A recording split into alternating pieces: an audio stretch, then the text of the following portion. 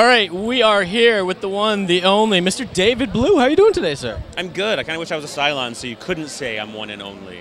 That's true. That is true. But the resurrection ship's not nearby, so. True. True. You don't want to do that. You don't want to do that. You're on a program on the Sci-Fi Network, and it airs here on Space. It's a small program, an independent project. Something about a gate, a magical Stargate but this show you've actually been transported to some sort of universe. Yes, it's actually funny. We tease Elena Huffman all the time. She plays CJ on the show. One day she's gonna kill me. One day we were just sitting around, and she's like, "Oh, what about that one scene where we go through the thing?" And we're like, "You mean the Stargate? The name of the show?" Did everybody at that point just hold up the script and go, "You mean?" Paycheck. You're like. So you're on Stargate SGU, and you are I like to equate you as the fans' version of themselves, as if they were to appear on the show. That's a huge honor to hear, because I think that was kind of the hope when they created the character, that he could be this conduit that fans could identify with. And I mean, that's how I feel. I look at Eli as somebody that I can relate to the show through, you know? So Eli, of course, let's tell a little bit about Eli's history for those who haven't seen the show. You were brought onto the show in the show's universe anyway. You were found through a massively multiplayer online game? Hells yeah, like Cloak and Dagger style, Last Starfighter. They embedded a really complex problem they couldn't figure out into a video game, which actually happened to be Stargate Worlds. And he solved it, and it kind of captured the attention of Stargate Command. And they kind of brought him on just to help out. And he ends up getting sucked through the wormhole onto the ship and stranded with everyone, kind of having to make his way amongst the crew. So the one noticeable thing about being stuck on a ship, you guys didn't actually bring any luggage with you. You guys were sort of rushed out. So you were wearing the same costume every single episode. A couple of people have asked me, how many versions of the costume do you have, or is there going to be any sort of costume changing coming up? I would love if there was a costume change, but I would say don't count on it, unless we show up at Planet Abercrombie and Finch.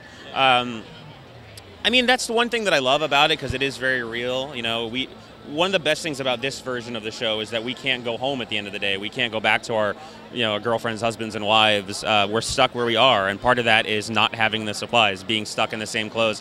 I'm lucky compared to, like, say, Scott or TJ, because they're in military fatigues, and I get a t-shirt, a hoodie, and Nike. Like, it's pretty much a dream. But at the end of the day, I have a lot more respect for the cast of Lost, because after that many seasons, you must get so sick of those shirts.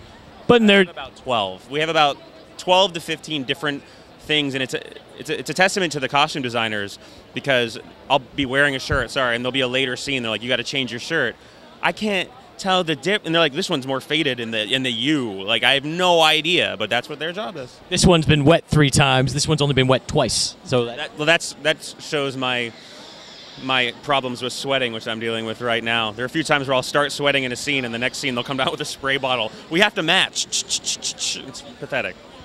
That's the humbling day on set. Like, yeah, you know what? I am the star today. I'm like, hold on, you've sweat too much.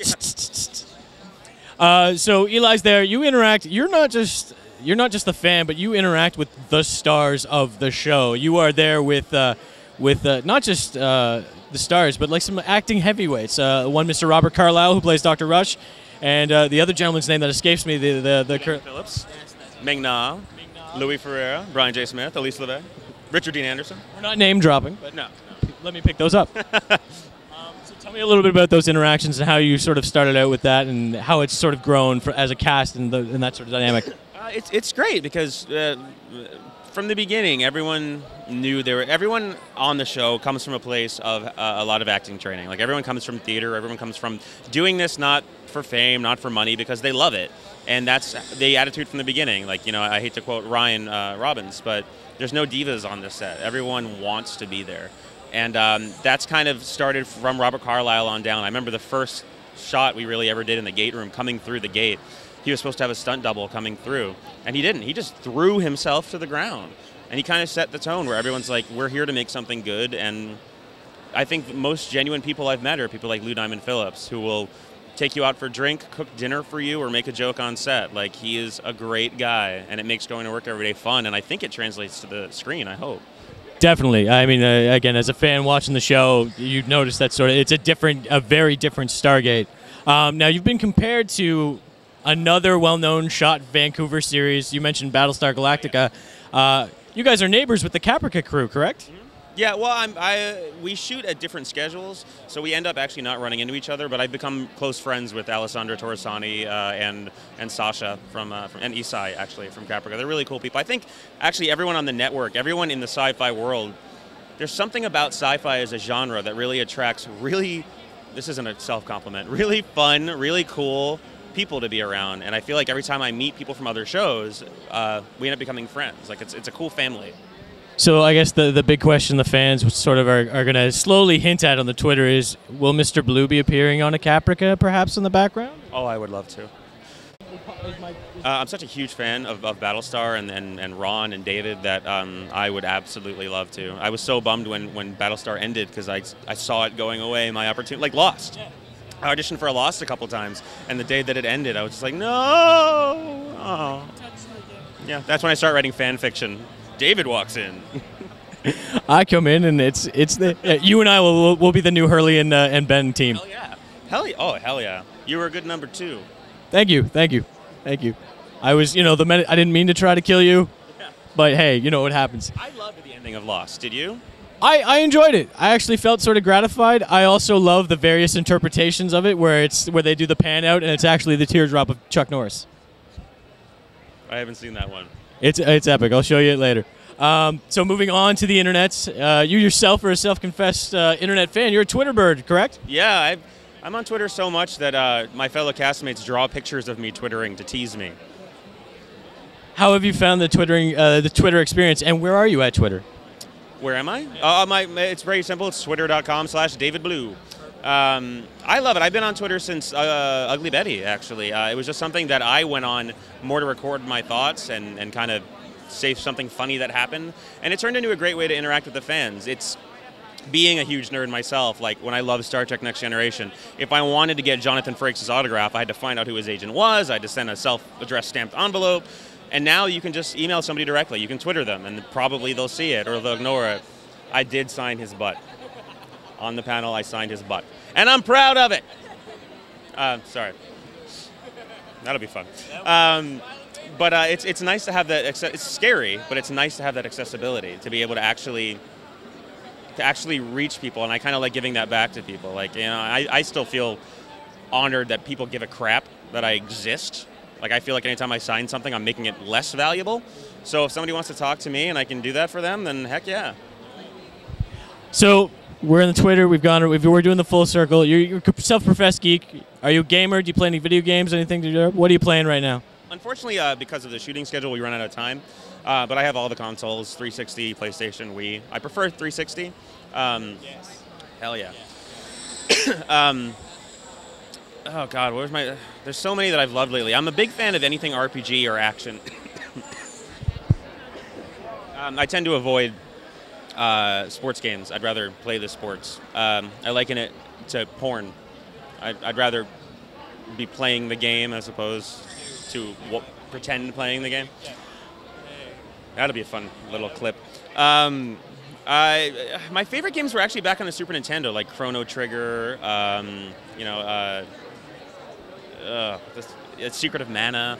Those kinds of games are the best. Nowadays, there's some good ones. Like I love Fallout 3, Red Dead Redemption, Battlefield Bad Company, which I play with Brian a lot. We tend to only really have time to watch the show together at my apartment, and then we just whip out the Rock Band. Rock Band, of course, it's the new staple. It's the new karaoke. Everybody comes over, and you get to have some fun. I will say that there's a lot of Stargate casts.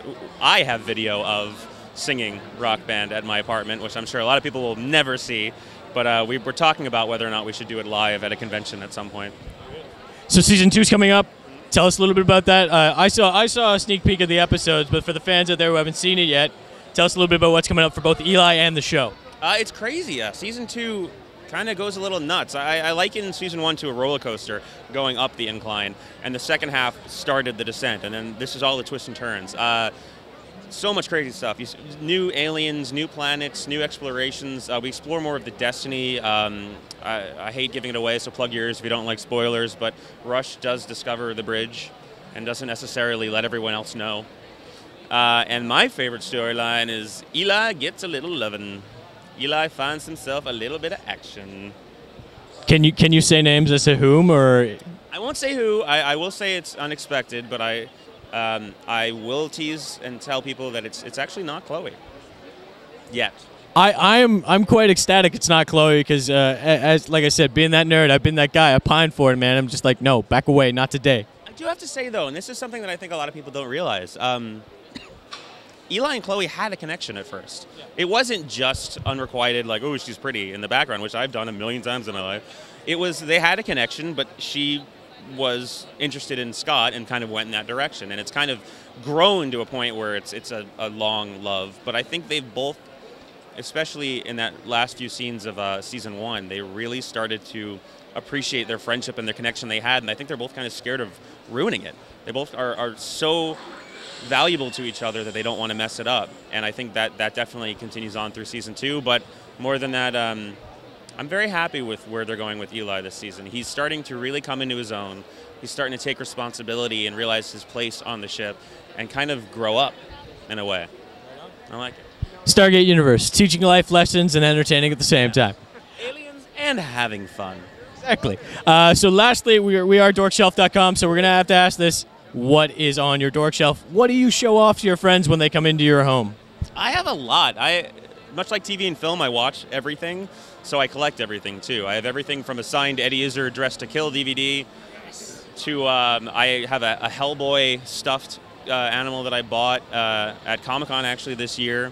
I still have my Magic the Gathering cards that I used to play in high school, the original before they got weird rules and all that. I'm a purist. Video games, comic books. I still have my Star Trek Next Generation action figures, my Darkwing Duck action figures. Lately, it's kind of a trip to be a nerd who's also gets to be on the other side of the fence now, because I'm getting to meet my idols, but I just have to pretend like I don't know who they are.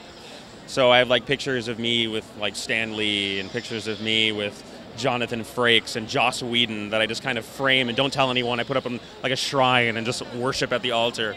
Yeah. David, thanks so much for your time. Dorkshelf.com. David Blue, Stargate U.